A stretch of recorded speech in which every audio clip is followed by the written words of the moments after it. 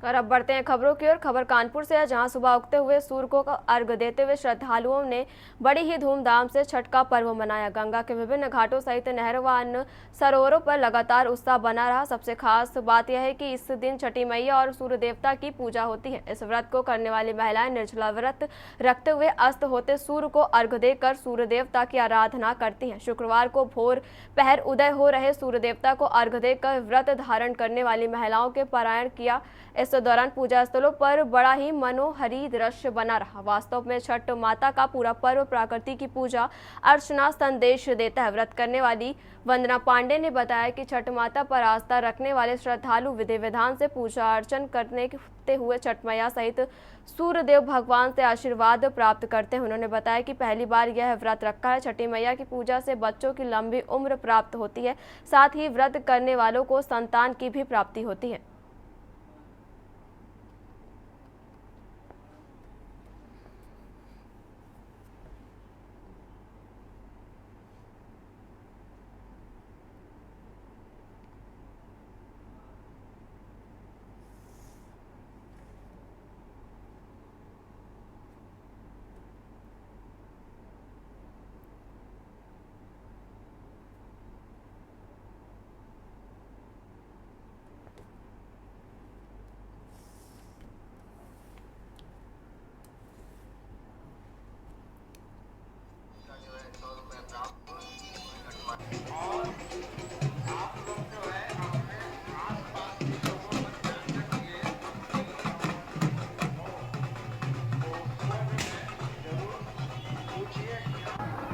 हार्दिक स्वागत अभिनंदन करता है।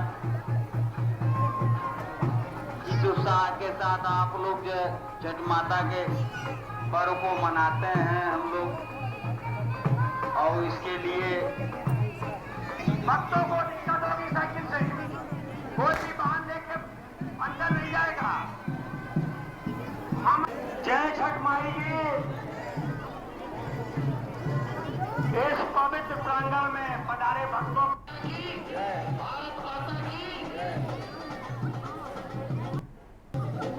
मेरा नाम वंदना पांडे है और जैसा कि आप देख रहे हैं हमारे चारों तरफ छठ पूजा की धूम मची हुई है। सभी लोग उत्सव मना रहे हैं छठ पर्व को लेकर के। और आपको ये भी बता दें कि ये पूरे देश में मनाया जाता है। हालांकि पहले हम 3 राज्यों को लेकर ही जानते थे, उत्तर प्रदेश, बिहार और झारखंड को लेकर के ही जानते थे कि छठ पर्व जो है इन तीनों ही राज्यों में मनाया जाता है, बल्कि ये पूरे देश में मनाया जाता है। और अलग अलग मान्यता है छठ मैया को लेकर के। सभी अपनी मान्यताओं को लेकर के आते हैं और कहा जाता है कि जो जिस मन से आता है छठ माता सबकी इच्छा पूरी करते हैं। 4 दिनों का ये व्रत होता है। पहले तो नहाय खाय शुरू होता है, फिर खरना होता है और इसके बाद ये 36 घंटे का व्रत होता है, जो कि मैंने धारण कर रखा है। और इसके साथ ही साथ अभी ये जो डूबता हुआ सूर्य होता है उसको हम अर्घ्य देंगे। इसके साथ ही साथ जब उगते हुए सूर्य को भी अर्घ्य देने का प्रावधान है, तो उगते हुए सूर्य हमको सिखाता है कि किस तरह से हमें ऊंचाई पर जाना है, किस तरह से हमें अपने आप को दृढ़ रखना है, मनोबल को बढ़ाना है। और हमेशा एक जो कहते हैं कि पॉजिटिविटी जो होती है, सकारात्मक सोच की ओर भी अग्रसर करता है ये उगता हुआ सूर्य। इसके लिए हम प्रकृति की ही पूजा करते हैं, छठ मैया की पूजा करते हैं। हालांकि छठ को लेकर के कई सारी कहानियां भी हैं, कथाएं भी हैं। चाहे वो मान्यता ये भी है कि जो कार्तिकेय थे भगवान शिव, माता पार्वती के पुत्र उनकी पत्नी है और सूर्यदेव की बहन है छठ, तो उनको लेकर के कई सारे विधान हैं, कई सारी कथाएं हैं।